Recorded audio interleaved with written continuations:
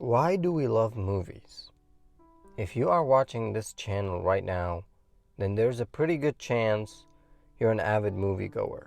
There are many reasons why we as an audience enjoy going to the movies so much.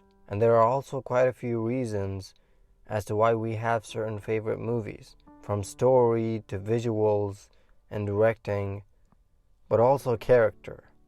The characters we meet in the movies are a lot of the time the big reason as to why we stay.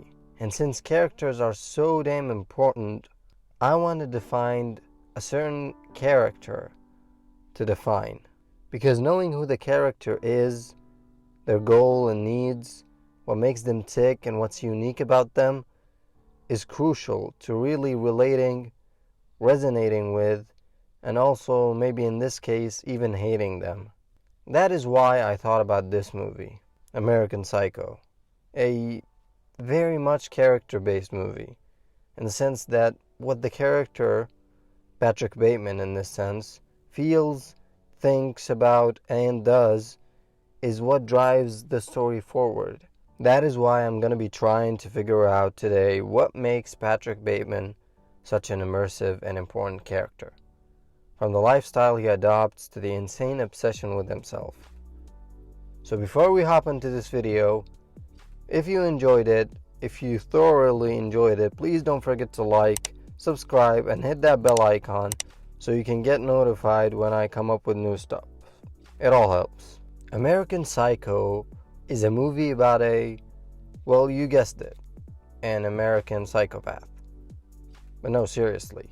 The movie is about what a lot of people might not think about, given what happens throughout the movie, of course. But it's about consumerism. Think about it.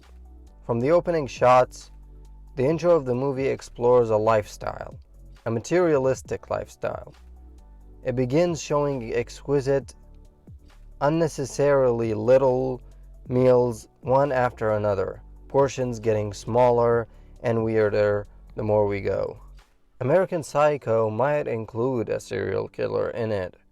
I'm not really sure if Patrick Bateman truly is a serial killer, since many times throughout the movie it is shown that he isn't sure what he's doing.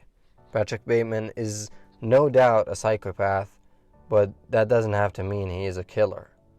Psychopathy is a mental illness. There's a very interesting monologue in the movie at the beginning that very much exposes that. Protective lotion. There is an idea of a Patrick Bateman, kind of abstraction, but there is no real me, only an entity. Since if I go any further, I'll probably get copyrighted, I'm gonna read the rest to you. Only an entity, something illusory. And though I can hide my cold gaze, and you can shake my hand and feel flesh gripping yours, and maybe even sense our lifestyles are probably comparable, I simply am not there. So yes, Patrick Bateman might have possibly imagined every kill that he had committed. But a much more likely scenario would be that a lot of these kills did happen, just not in the extravagant ways that Bateman imagines them to be. You know, like the stray cat ATM part, or when he blew up a police car with a couple of gunshots, even when he dropped a chainsaw from the top on Christie's head. It could have happened, just not as awesomely as Bateman thinks they are. But back to my earlier point, consumerism. One of the major plot points or subplots that go on throughout the movie is trying to get reservations at a restaurant. All these rich people want to get reservations at the fanciest of places, mainly a place called Dorsia. Why aren't we at Dorsia? I got an 8:30 res at Dorsia. Dorsia on Friday night. How do you swing that? Dinner. I can't. I'm thinking Dorsia. Dorsia. How impressive. How on earth did you get a reservation there? And how seriously they take it, to the point where they would glorify a person such as this dude, Paul Allen, for only being able to go there. Since we mentioned Paul Allen, let's talk about him for a second. The most important kill Patrick Bateman was able to commit was the murder of Paul Allen. It is the first major kill portrayed in the movie, and one that says a lot about the character of Patrick Bateman. Like the fact that the reason Bateman did kill Paul Allen was probably jealousy and hatred.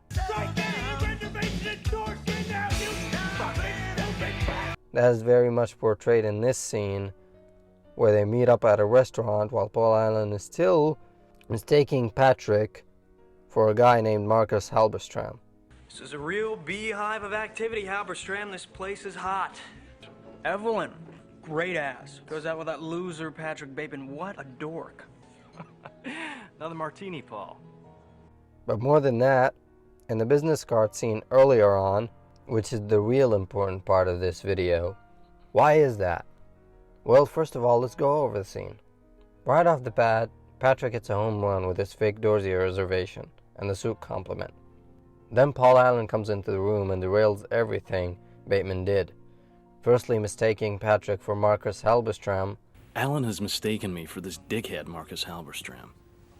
and then taking the focus away from Patrick by handing over his business card. He then sets him off with the devastating reveal that he does actually have a reservation at Dorsia, a real one. Everyone praises him, and by now Bateman might as well be a nobody. Patrick tries to make a comeback with his new card, but gets shot down by Van Patten. But that's nothing. Look at this. I can't believe that Bryce prefers Van Patten's card to mine. It backfires even further when Bryce pulls out his own card. Feeling defeated, Patrick uses a last-ditch effort to see Paul Allen's card. Maybe at least that one is worse than his. Unfortunately, Allen's card is even better than all theirs, and Patrick feels destroyed. That subtle off-white coloring. The tasteful thickness of it. But the real reason this scene matters so much is because it truly shows how individuality is a stranger to these people. None of them have their own identity. Each and every single one of them is trying to outdo the other with the slightly better looking business card. The way they all dress the same, talk the same, they all really look the same. Paul Allen mistook Patrick for Halberstram because they wear the same type of suit and go to the same barber. Me for this dickhead Marcus Halberstram. He also has a penchant for Valentino suits and Oliver Peoples glasses. Marcus and I even go to the same barber. At the end of the movie, when Patrick tries to talk to his lawyer about the call he made to him the other night, confessing to everything, the guy mistakes him for a guy named Davis. By the way, Davis, how's Cynthia? You're still seeing her, right? Wait, Harold. What do you mean? Davis. Bateman is such a dork. Such a boring, spineless lightweight. I'm Patrick Bateman. And thinks he is joking. That is the true definition of Patrick Bateman as a character. He is not an individual. He's a clone of all the people around him, which many would view as probably the reason why Patrick Bateman was able to get away with so many murders if he had actually committed them. This movie, my God, it is so subtly clever, it's astonishing. The more you watch it, the weirder and more ridiculous it becomes. I just love it.